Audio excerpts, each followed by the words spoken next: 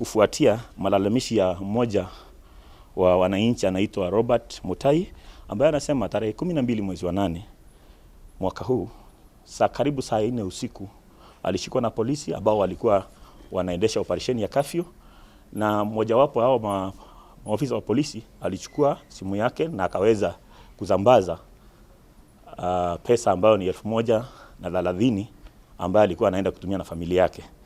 Operesheni ikafanywa kufuatia vyombo vya mitandao, na leo jioni tumeweza kupata maofisa ambao wanatambulika, maofisa 4 na mwingine mmoja ambaye anasaidia polisi katika uchunguzi.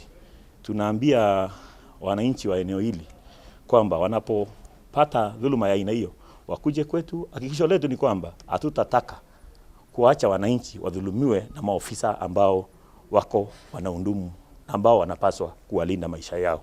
Hao watapelekwa mbele ya mahakama, na tutarajia hata kama kuna wengine, hata kama ni zaidi yao, tutaweza kuwapata. Tumechukua vyombo vyao vya mawasiliano, simu, tumeshika raia wengine 3 ambao wanaendelesha biashara ya M-Pesa, ambao kwa njia moja au nyingine wanaunganishwa na hiyo tukio ambalo lilifanyika na labda zingine ambazo sipo. Kutoka sasa tutaendelea kuchunguza. We are still interviewing the officers.